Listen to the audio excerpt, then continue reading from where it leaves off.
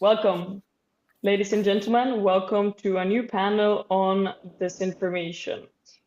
This time we welcome three valuable experts. From left to right, Dr. Dalia Bankauskite, Senior Fellow at the Center of European Policy Analysis, Professor at the Vilnius University and expert at the Swedish Defense University.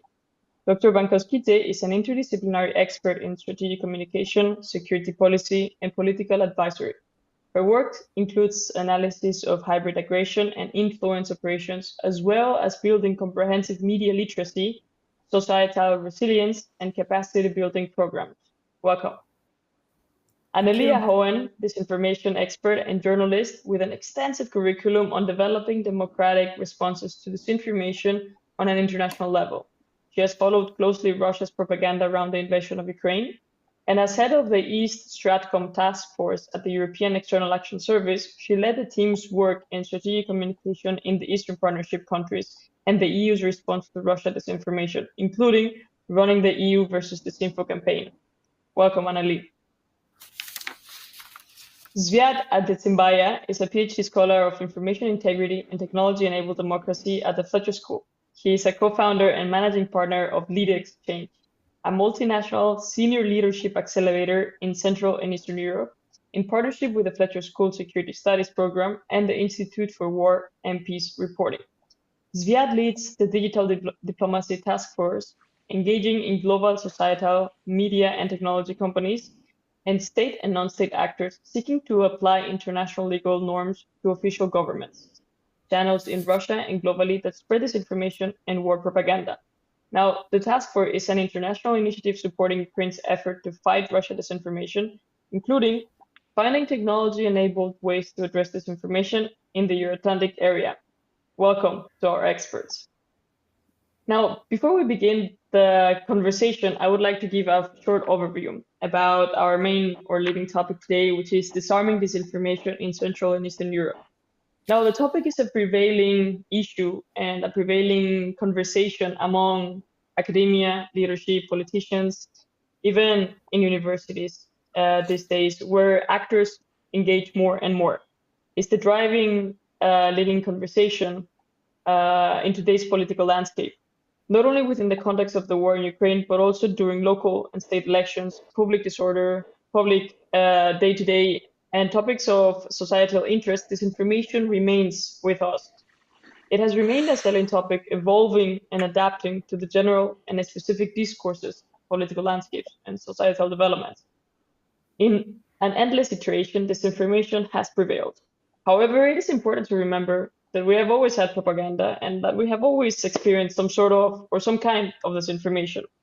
It is a prevailing phenomena that evolves with society. Now, we often mistake misinformation with disinformation and disinformation with misinformation. But in the end, the idea that it's a fight about facts, evidence, and perception still revolves and questions our minds. But ladies and gentlemen, dear experts, dear guests, to be precise, disinformation is a fight. It's a fight against spreading inaccurate or fake information that in turn shapes and tampers with facts, evidence, and consequently the perception and the actions of citizens. Now, let's turn to our expert, Dalia. Can you lay the foundations of our topic today, disarming disinformation, not only within the context of Central and Eastern Europe, but in the global context? What is disinformation and how has it developed over time? Hello, everyone, and thank you, Katya, for having me here. When we say disinformation, we immediately think about geopolitical context, today's geopolitical context, and first of all in the West, and more zooming down to its Europe or Eastern flank. So in this case, we think about the malign actors or hostile actors that actually causes this disinformation. You absolutely agree. Disinformation existed all time, but whether it's changed with the time, I would say that the underlying goal of the disinformation exercised by our eastern neighbor, in this case, we have to talk about Russia, Russia or autocratic, unfortunately, autocratic totalitarian regime. So underlying goal of disinformation campaigns remains unchanged: to subvert our societies, to sow doubt, to undermine the trust in ourselves, in our governments, in our style of life, in our democratic values, actually the style we want to live. So that remains. The key goal remains. The tactics, how it is applied, that changes. So I would say that if to look into methodology, if I may to say, of the disinformation, so the long-term focus and comprehensive approach is there. But at the operational and tactical levels, the opponent, the malign or hostile agent acts differently depending on the context. So, in a nutshell, I would paraphrase the saying that disinformation is an old wine in a new bottle every time. And if I thought immediately to give an example, so Vilnius had hosted a NATO summit recently, just yesterday it ended, and 2 days before, 2 days, or just prior to the NATO summit, we had an attack, an information or an influence operation, which was new in its character. Disinformation is a norm, but the character was different in the sense that there was attempt, quite successful attempt, to take over radio broadcasting, local, regional, and local radio broadcasting, as well as radio in one of the shopping malls. And the artificial intelligence voice in Lithuania, nice female voice in Lithuania, started to send messages, talk about stop the war. And we should go into the streets, and that is Lithuanian community, and really protest politicians, NATO politicians meeting in Vilnius, because we have to stop the war. I have to say compliments to our society, because immediately those who listened to radio and those who heard the radio announcement in the shopping mall started to report to our police, virtual police forces that monitor the information space, and as well as people started to call radio stations, really setting the alert. So the attack was put down. But actually, you see that artificial intelligence, and that this is not written. Usually, you have backdoor hacking of websites, news, inserting some messages, and then having this ping-pong techniques when starting circulating these messages around. But this is the first time that really AI was used, and it was used on radio. Here I should stop, allowing others to step in with their comments and insights. Thank you very much, Dalia, for your preliminary points. I think you raised quite substantial elements that we will definitely get into this panel to discuss. I mean, one of them, and I really loved your quote, I mean, same wine, different bottle, which definitely is something, it's a question that I would like to put forward to Annalie. Now, Annalie, you have substantial experience also in Georgia, and Sviat is based in Georgia. So at the moment, and he has also done a tremendous work on this in this regard. How do you see, in your experience, this evolution? Once again, the same question in terms of goal, tactics, and operational elements or operational activities. Maybe I will step in and start, and then let's Viad to follow up. But was the question about the change of tactics and operational level in Central and Yes, Eastern Europe? Oh, yes. yes, that's Uh, correct. so I would agree with Dalia here completely that it's maybe the old wine in new packages in new products that are being or tried to be sold. Now, if we think about especially about Russian tactics and what they have achieved so far, right? It's already a substantial amount of time that has passed. And now there is a new situation after the invasion of Ukraine. But probably if we look at the wider situation in the West and in Europe, probably Russia has less like the least amount of effect for their disinformation operations than ever before. As after the invasion, uh, general audiences and people are well aware of the narratives, of the falsehoods, of the tactics, and the support to Ukraine is so wide, which makes sort of inoculates the majority of people. But then, if we again zoom down to a little bit more, we can see that that Russian disinformation, Russian narratives, messages have achieved impact. For example, in countries like, if I now point out Slovakia in this case, where entering the mainstream debate is in a way one of the goals that Russian disinformation has, to be able to sort of have some kind of dominating role in the debate.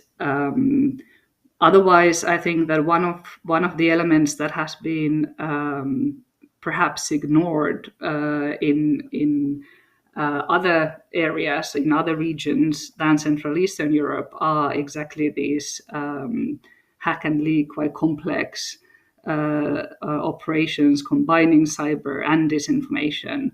One example is the Ghostwriter operation, which has been now covered quite extensively in the public, but earlier has been in the shadows of Yevgeny Prigozhin's troll factories. And perhaps these are the type of tactics that should be much wider known in outside of the Central Eastern Europe as well. And now I would like No, to that's yes, please. no, please. I just wanted to comment. You mentioned two important points that we will definitely investigate further. That I am also really interested, and I think the viewers will be interested in knowing part of your research because you dedicated a substantial part of your research on the Ghostwriter operations. And then, of course, the point of Slovakia, which is definitely of Polish concern as well as part of the V4. As I mentioned on a different occasion, we will see if we can do a panel as well, including this V4 perspective. Now, Sviat, please, the word is yours. Thank you, thank you. You guys know a lot about this, so I will try to be bringing some more provocative. Try to be as constructive as possible. First off, I'm connecting from Georgia, so I'm obliged to elaborate on the wine example. That is true what Dalia mentioned. I would only say that disinformation is a lot worse than wine because, as you all know, old wine is most of the times good, but would be old, gone wrong wine then rebutted. I would also think about as some sort of bacteria that is out there in the air with some intensity. Unless bacteria has unbearable amount of intensity for our organisms, in the case of information, for our brains and for our immunity, then we should be able to think about this information as something that we could afford to live with in a case in an environment where information is intensifying, in an environment where information is becoming more and more lethal. So that drives actually my own work, be it at the Digital Diplomacy Task Force or at the Fletcher School, part of the Security Studies program. The recent work that I developed in collaboration with our own Chris Miller, the author of the Chip War, was a so-called, not so-called, but definitely a triad on addressing disinformation. We called it a menu. And the menu does have a number of options how to deal with disinformation. First up, we know there is disinformation. Second, we know that disinformation will increase in intensity. And then third, and I talk about in my own work, that there is something that I observe being emerging a marketplace of disinformation. By marketplace of disinformation, I don't only mean those people who spread disinformation at once, but those people who get skilled, or those organizations who get skilled at that, then say that a certain operation is done. It looks like an angry mob that specializes in being angry and being disruptive. These people are, be it men, women, or anywhere else in the world, anywhere in the world, they're hungry and they're skilled and they're specialized. Now they're looking for new opportunities. And that would be export of skills, that would be import of new skills, that would be merger of previous experiences with the potential new experiences. That's the marketplace of disinformation. And then as much as those skills are there, demand grows one way or another. So that's the marketplace of disinformation we should be watching. Third, and I'd be happy to elaborate more about it, is the approach, how do we deal with it? Now, having assumptions made that disinformation is there, disinformation was there, and disinformation will be there. As a human being, as a scholar, and as a practitioner in the field, that allows me to not freak out every time there's disinformation. I kind of ready myself prior to anything important that is about public life, that is about NATO, that is about anything strategic in the European and North American parts of the world, or anywhere beyond.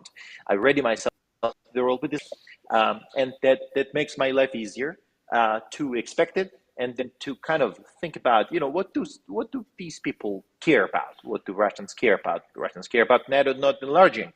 Now, everything that they can come up with will be about NATO enlargement. That's it. So good news here is that Russian disinformation writ large in terms of objectives is not innovative at all. We know what they want, and we've known what they want, especially people who are present here, starting with all of you, and me being from Georgia. 2008, it's considered that Russia tested in the 21st century disinformation after attacking Estonia in the cyber domain in 2007. Russia uses information, cyber, and conventional weapons together in invasion of Georgia. And we grew cognizant of it, even though the Georgian government is acting shamefully and shamelessly here in the face of the Ukrainian invasion. But the Georgian population and some qualified people in the country do know what Russians do like, what Russians walk like, what Russians behave like. And then finally, close here. It's not a question, whether someone will spread disinformation. It's almost assumed that they will spread disinformation if they want to achieve political and geopolitical objectives. How we deal with it, and in the follow-up conversation, I'll be happy to provide some options that I have in my head. Right, thank you, Sviat, for this thorough analysis. Particularly on the marketplace, I am actually very interested. It's a point of discussion that we have not yet observed, and I really appreciate, because it somehow resembles to the emergence of an organized group. I mean, if this is how we should tackle this marketplace of this information as an organized group spread across the globe, well, I mean, what are the tools available to precisely address this, and how are countries and states collaborate? How are nations going to collaborate to address this? Now, one of the points that you mentioned is the guiding interest of Russia, but also the guiding interest of each individual state. Each individual state on how to deal with this information. However, before we are able to discuss the tools, we need to address what exactly are we disarming? Because after all, disinformation is quite broad, right? But and disinformation can come in different shapes and forms. Not only, and I was impressed by your example, Dalia, in Lithuania, about the employment of AI, of artificial intelligence, which is something revolutionary that it might wonder us, but at the same time, it should scare us. Now, to get into this, the menu, the juicy stuff of our conversation, what are the prevailing forms of disinformation? Now, we talk about several examples. We talk about fake news. We talk about misinformation as a type of disinformation. But what other forms should we be concerned about? This question is for Dalia. Yes. If to continue listening to Anneli and Sved, I thought I have to explain even this stop the war. Why was it so wrong to have this message? It seems okay, war is always bad. But why it is undermining the whole entire concept? Because the idea, you see, that it is so it blurs the difference between what is good, what is bad. The causality disappears of the situation. We talk about the war, that Russia invaded, unprovoked, launched a full-scale invasion against Ukraine. Why? Because Ukrainian nation wanted to decide its own future. So one country, Russia, decided to eradicate the entire nation just because the country wants to decide its own future. And then they start the narrative about stop the war. So actually, eventually, you don't know really who is the fault, who is the aggressor. Who wants it seems so nice, and then the focus is blurred of the situation, and hence there's no and actually there's more and more doubts about support, so whether that's rational or feasible to support Ukrainian fighting. Who are those goods and bads? Well, in this case, it's so clear. So this is so important to analyze and see narratives. Another thing that the key, the feature of the disinformation is that it is long-term. It's comprehensive. It's long-term strategy, and it's very systematic. So eventually, when you talk about years, about creating an information environment where eventually you realize that it is not true, but eventually you get used to and you lose the focus. This is the major danger of disinformation. Misinformation usually say, sorry, it is a mistake, and I correct.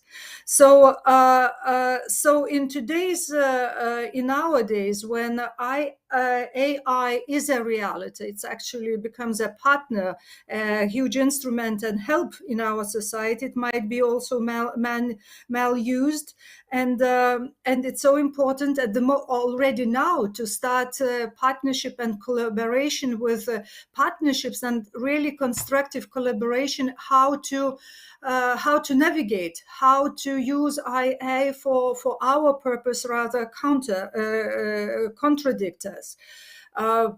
What else I would say, really thinking about this demand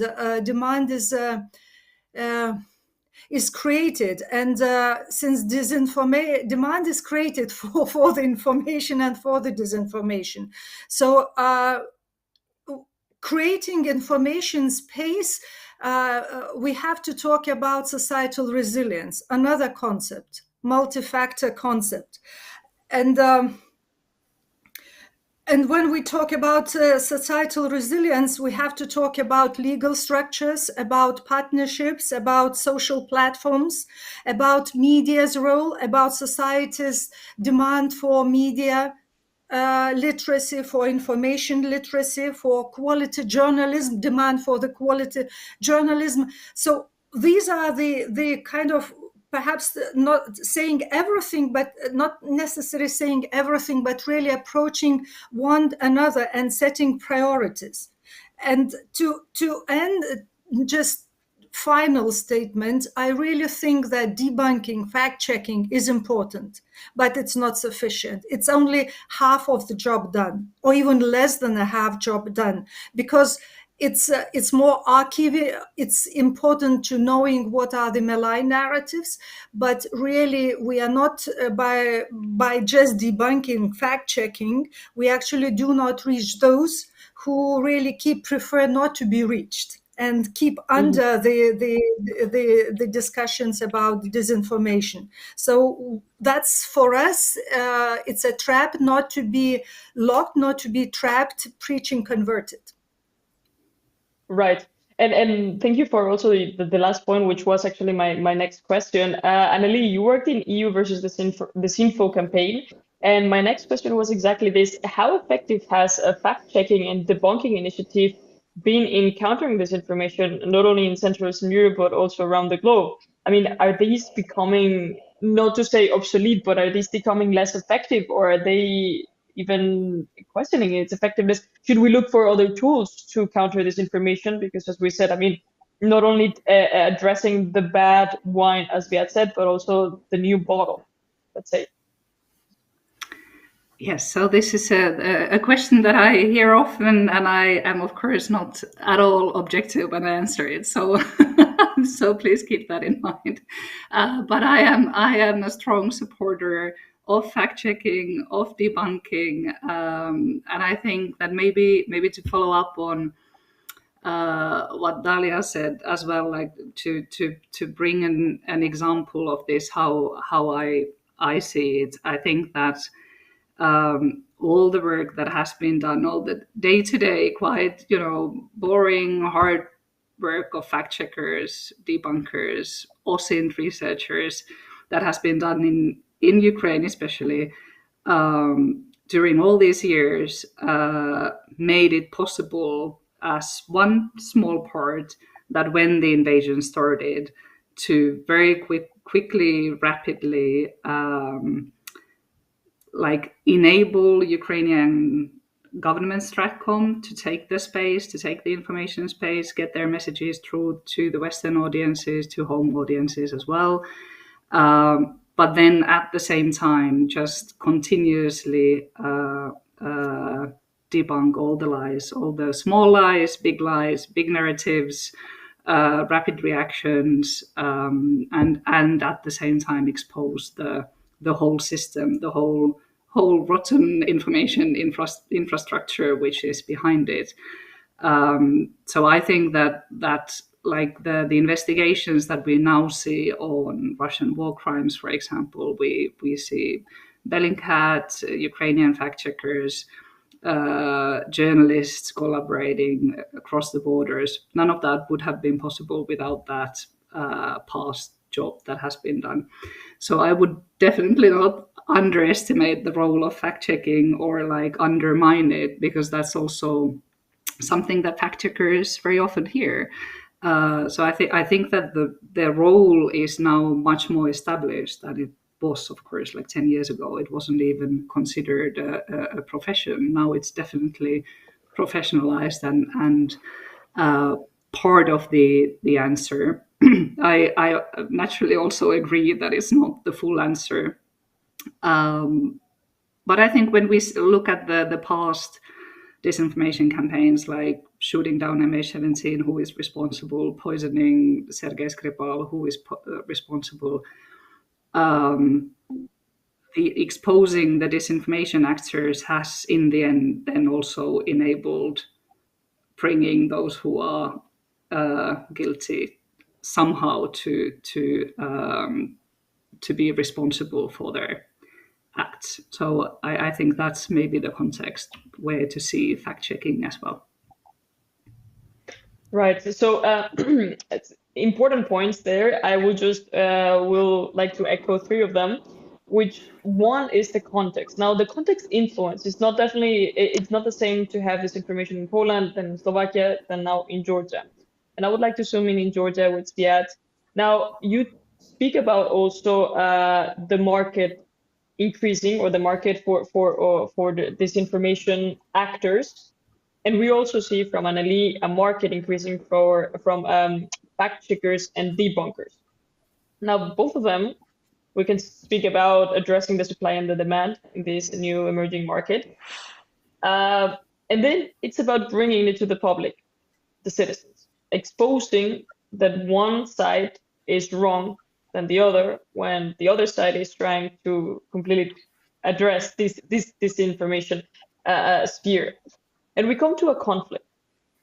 Now, the audience has now the power to decide. The citizens have now the power to decide which side to hear and which side to support. Now, our efforts have been to target and to expose this disinformation, right? But in the end, it's the public who decides. Now, I would like to zoom in, Sviat, in Georgia. Now, Georgia is a long-standing target, Russian target for disinformation. And as much as we try to extend media literacy, still we see that the numbers are not lying. We still have an increase of disinformation. How has the public reacted to disinformation campaigns from Russia, and how has this context influenced this anti-disinformation campaigns in Georgia?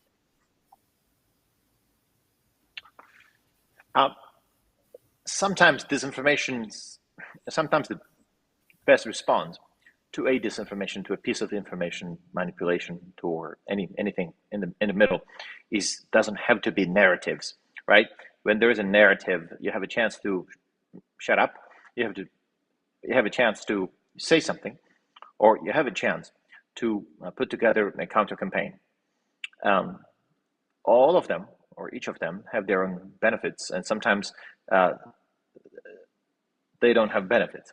Say that there is some sort of piece of information, you try to counter it.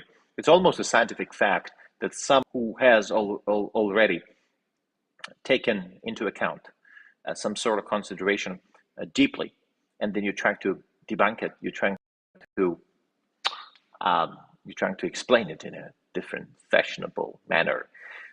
Sometimes that angers an audience. You like it or not. That's the fundamental shortcoming of something called countering. It's like bacteria being released, and you're trying to catch them, I don't know, with some sort of brush. It's a good intention, but a problem.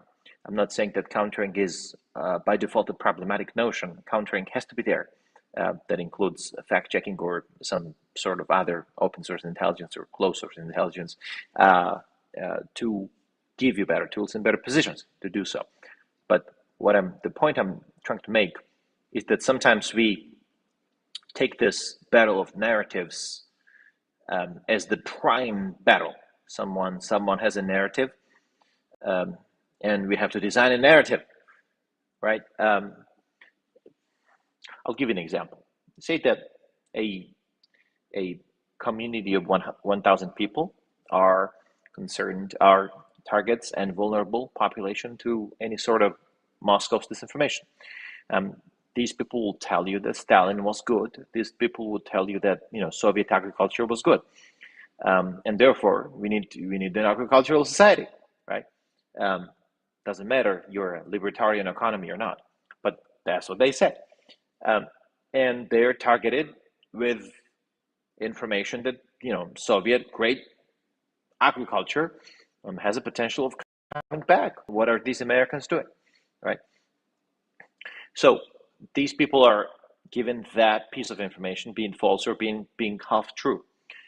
But if you just put together booklets and flyers that European Union's agriculture is better and Soviet was false, and doesn't do anything for two reasons at least. One, if someone lived with some sort of certainty for 50 years, and then it was a group of young and amazing trainers went out to one, just came to my dad and told him, well, uncle, we came here to give you some media literacy training. As my dad asked, tell me more, because my dad is a curious man, but he didn't want to undermine these people's amazing, kids' great intentions. And he said, we think that you may be targeting Russian disinformation. So my dad is a construction engineer, and he's got very mathematically driven head. And he said, chances are that someone just randomly calculated my house to be the target. The problem was that my house, even physically, has a Georgian flag and American flag flying high at the gate. So it's least likely that my house would be, my family members would be, prime consumers of Russian disinformation. But the point being is that if someone, if say that my dad, touch wood, my dad was a dedicated consumer of Russian disinformation. In that case, say that he would live with that some sort of pieces of information 30 years, 40 years. Now you go out there and what you lived with is a complete crap. Let me tell you what matters now. Now, even if they thought that you're right, you're least likely to be heard. And let alone someone changes their attitudes or behavior because of your media literacy training. It does not suggest that media literacy is a bad tool, but it has to be targeted. It's like espresso shots. Espresso shots are good, but too many shots are not necessarily good. When do you have it? Who has it? I can attest to that. Right? Right. Yeah, exactly. And second, and I will close, I will not go too long, will be the coming back to the example of agriculture. Say that someone has called them illusioned, but someone, not only in Georgia, but across, the previously Soviet, I don't like the post-Soviet environment because, how long can that be? The notion of post-Soviet should end. Because United States could be like post-British Empire, right? It's just doesn't make sense these days. But in an environment in Central and Eastern Europe, anywhere you could apply it and say that someone has good ideas about the Soviet agriculture, even though it was built on lies and skewed statistics. And someone has, these agricultural projects were, amazing and would make a difference. And now you're sitting here to respond to disinformation, which is connected to, I don't know, pesticides. Your solutions can not only be that you design your beautiful words. The solution to change hearts and minds in a community of 1,000 people or 100 people could be to develop a solution which includes like agricultural tools or something like that. Say that USAID wants to counter disinformation. USAID would design messages that would not work because messages sometimes don't work. USAID could buy, I don't know, some sort of small tools to give them, I don't know, design greenhouse development project, micro greenhouse development project, give them seeds and sell them, would you like to know more about agriculture? Here's the American solution, right? And everybody knows that the American solution is better than the Soviet solution or the current Russian solution, right? And I'm suggesting by this sometimes to defeat a narrative or to disarm disinformation, you don't have to be confined with the narratives or counter narratives. Sometimes try to ignore them and come up with something which is more powerful than just, putting out a Facebook post that has 3 likes and 51 dislikes. You're right. This is a very important point. I mean, we begin with the types of disinformation. We move forward to the tools employed of disinformation, not only to address it, but also the tools that are employed. And we will move to the strategies. I mean, how best to disarm or how best to address disinformation. Now, Sviad, you rightly pointed out that we can either counter it with another narrative, be that effective or not effective at all. We can simply ignore it, or we can refute it. And the way to refute it is to look at an alternative perspective or an alternative angle that does not necessarily require words, but actions. Now, we spoke about long-term strategies, and I would like to just zoom in once again or return to Annalie's point about debunkers and fact checkers. Now, how this tools and how this works actually face challenges. Now, Sviat rightly pointed out once again the point that even if you're right, you might as well not be heard.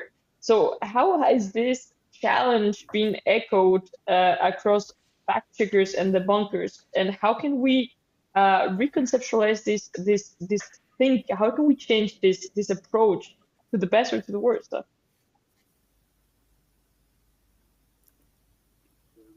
Anneli or No, who? Anneli or Dalia? Please, Anneli. Well, because I was returning to the Anneli's point, but please, Anneli, take the lead, and then we can return to you, Dalia, with your input. Well, what I find quite practical and helpful is sort of to think about the long-term solutions and then the short-term solutions. As an organization, as a country, as as an individual, you can think about like, well, what is so strategic where you would need your own, for example, communication campaign to reach out to the right audiences. And then you can figure out, for example, American seeds to a local village, or maybe something else like improving the overall conditions as part of some kind of refuting or debunking. But in general, just like long term, large scale communication campaigns, strategic communication campaigns.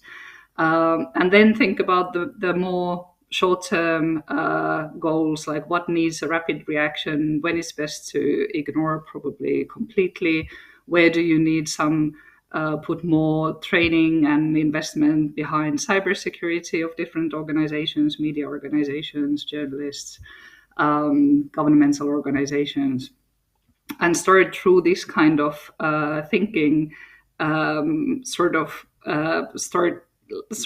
put the puzzle together in this very complex topic of how to respond to disinformation and influence operations and propaganda.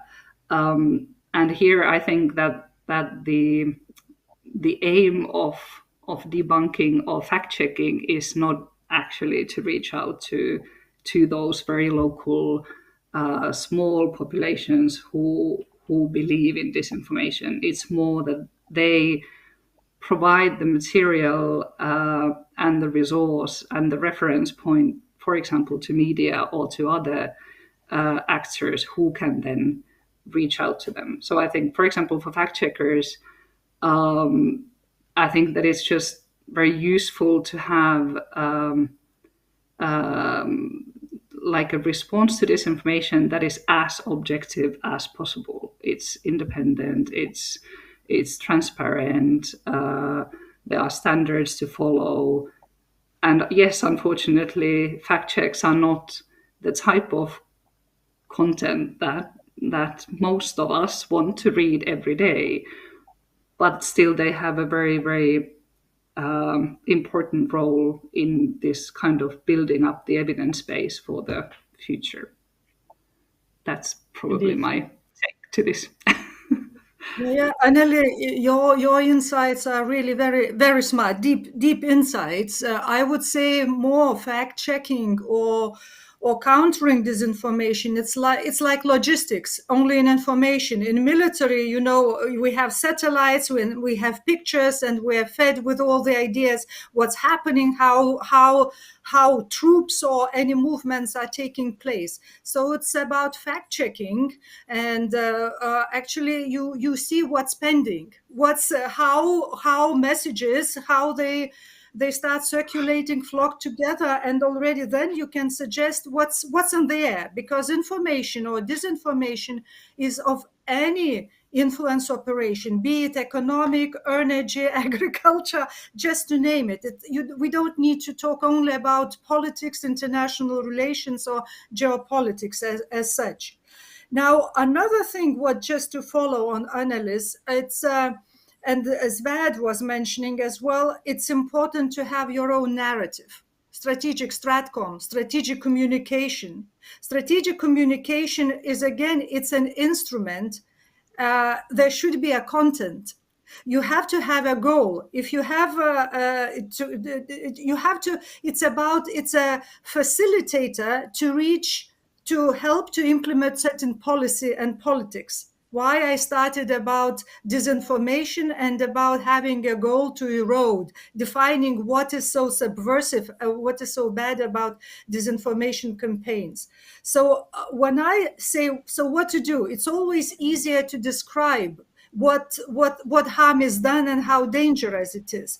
But rather than really argue taking this responsive, reactive approach, we should have our own story to tell. Really, what we want, what we are going to do as a nation, as a state, identities narrative. If we talk about the state, there are so many programs, issues in every sector of our life. So communication actually helps to reach out to the target audiences or to us and to tell how and where we want to be and why.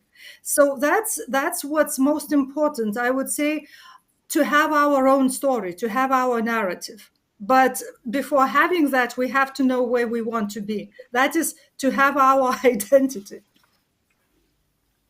No, it is particularly true indeed. I mean, I think that the most important points that the three of you have mentioned, is about the goals and identifying not only the goals that disinformation groups intentions, or the goals and intentions are, but also the possible consequences and what kind of harm are they looking to inflict on the audience. And I think identifying these points, it's key if we want to address them. Now, I want to circle back to this long strategy and how this has been employed in Central Eastern Europe.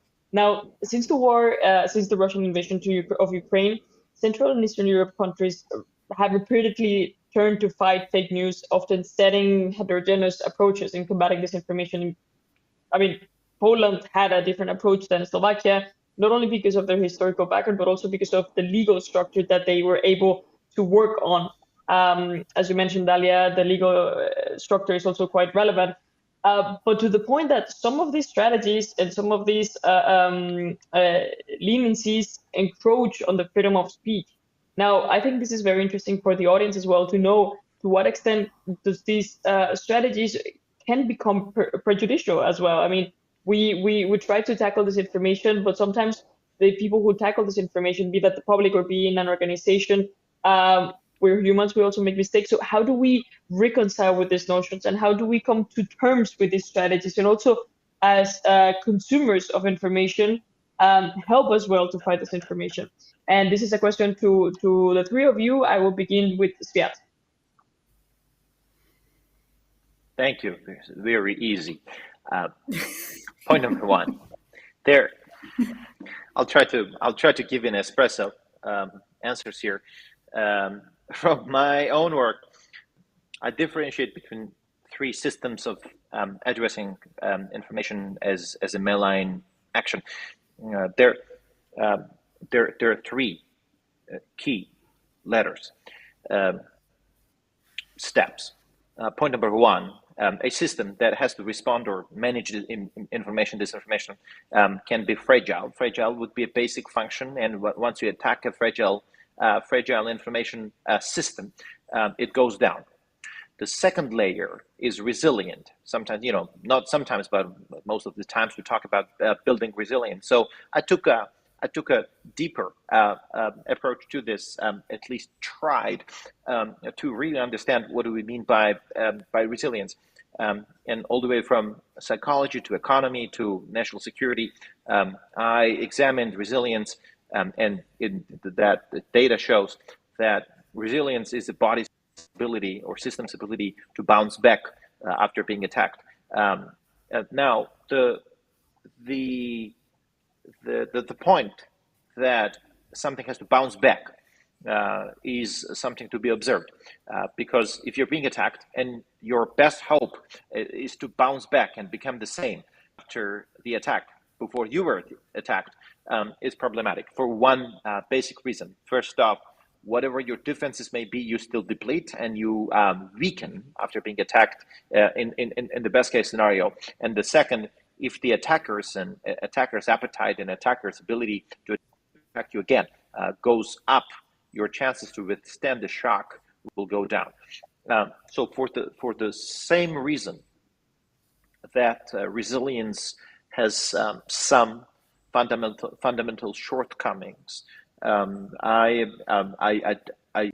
developed an option called the forward information system. Does not exclude resilience, but includes resilience. But it offers a more elastic and more durable, enduring, and more flexible options to exist and operate in a rapidly changing information and attacks intense environment.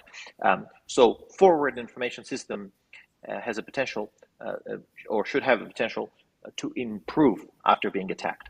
Now, if a system, if a body, if a person, if a group, if an organization can improve after being attacked, the scenario will be that an attacker to attack you again will go down instead of going up, because their hope was to let you down and let themselves up. But that's going to happen the other way around. There are a number of ways. We kind of managed to discuss them today, but there are a number of ways. Not all of them are high tech. Some of them can be high tech. Some can be low tech. Some of them can be narratives based. Some of them can be coordinations based. And non-narrative based, such as international development interventions, something we mentioned a couple of minutes ago. But to try to outsmart the marketers of disinformation, enablers of disinformation, you got to be able to outsmart them and to become better in an increasingly intense and problematic information environment. Finally, I had the initial findings sharing across Central and Eastern Europe, including Poland, last December at PISM. But I also showed it to my Finnish colleagues in Helsinki last year, and I asked them, you're known to be the best of what resilience fight can show, and analyzing those systems, when you stay the same and when you improve after being attacked. One of them stood and said, Actually, Finland is better than resilient because we kind of improve after being attacked. I said, now I can die. Because it was a great conversation. I obviously will return to Finland and engage with my colleagues there. But the point is that if you can improve after being attacked, then we are less likely to be attacked again. Definitely. I mean, we strive to increase our deterrence. I mean, if it's not by denial, it's a little bit by resilience, right? And this actually touches upon one additional concept, which is the security architecture of a state. I mean, we only do not prepare before the crisis. We also prepare during the crisis what can happen with it when there's disinformation campaigns, and we prepare also for the recovery after the crisis, right? So, Dalia, please share with us your comments. Svet put a very hard question on the table, actually. So how translate that into life? How that should be done on the ground, to bounce back and to improve, because you never bounce back to the same situation. You have this material. We engineers would say that about construction. So what I think is definitely it's about how to. The question is societies. Its perceptions matter, and societal's attitudes, and it's up to each society, because it's a really blender of blending different factors, because society is always moving, it's always in flux, so there are many factors. Now, taking my country's Lithuania society, yes, with the start of the war,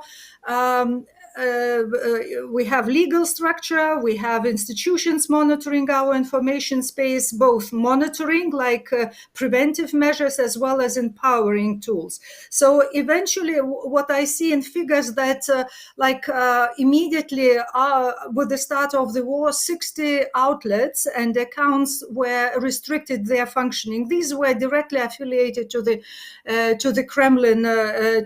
Affiliation was direct, straightforward to the Kremlin. Now, later on, again, another 150 accounts, different accounts were restricted. But more importantly, that the market participants, stakeholders, like, for example, cable TV companies, they really deleted immediately the Kremlin programs or Russian affiliated programs from their packages. It means that you don't need necessarily always the monitor and ensure this law enforcement measures. You rely on common sense and a strong value system of the market participants of the society. Another thing is also about about trust within the society. This is actually the core of the societal resilience, what was Sved referring. That is how close is the state institutions, be it national or local, together, working together with the society. And society, again, we talk about civic society, civil activism, NGO sectors, how close they incorporate together. And thirdly, I think, like my country, it's a small society, small market. So social platforms, actually, it's outside our reach. So it's really, again, is based on the Western societies and moral compass, value-based compass, how much social platforms are really interested in cooperating and creating Western-friendly environment. Having said that, there should be a dialogue. Again, it's about society, about education, and this is a strategic approach. Ability to lead the dialogue rather than to ban, restrict everyone that, according to our understanding, does not share exactly the same point of view. So there's no recipe, but there are the factors that should be taken into account, and really the art is to have the smart balance to ensure societal resilience. And it's, as I said, it's always in flux, and it's a building exercise. And my final point is about really where I believe strongly, and it's a very challenging thing, is about media and journalism, quality journalism, analytical journalism versus social platforms and social media. Because mainstream media, journalism copies social media business model or action model, which is not the same. I mean, missions are different, and they copy that our time and attention is actually they could be monetized, which actually it's at the expense of our healthy societal environment and societal resilience. And Eastern flank countries, perhaps exception Poland because of the size, but otherwise our markets, our media market is really underfinanced or cannot compete with the well-financed disinformation operations. So we really have to think of really supporting mainstream media and preserving this space, because this is where, two value systems, two civilizations meet and clash, and it clash in information environment that is translated into perceptions of society. No, it's you have raised you have encapsulated the essence of our conversation here, and I will turn to Annalie precisely on the points that you mentioned, Dalia, on the trust on the system, because part of the security architecture is not only police enforcement, and it's not only the government, it's not only the private entities, but it's also the individuals that we have to also take responsibility. Now, Annalie, you have strongly worked and enduringly worked with civil society. So please share with us as your last comments or concluding remarks, how can fact-checking and organizations and debunkers effectively engage with the general public to raise this awareness that we desperately need? I mean, not only in Poland, but across the Central Eastern Europe, and also including Georgia as well, and our partners in the Caucasus. And also, how can individuals be encouraged to take this responsibility for verifying information? I mean, we are, after all, and I would like to raise again this point and to markedly to our audience that it is a market and we're trading with information. I mean, we have to decide as consumers what kind of information do we want to consume, and that the information that we consume is good as well, not only for us but also to our society and also to our environment. I mean, it's a pressing concern. I think that one of, just as a last point, I think that one of the important points of this is exactly this, to change how we also see this information. How do we value information in this times? So please, Annalie. Thank you very much. I will try to be short now.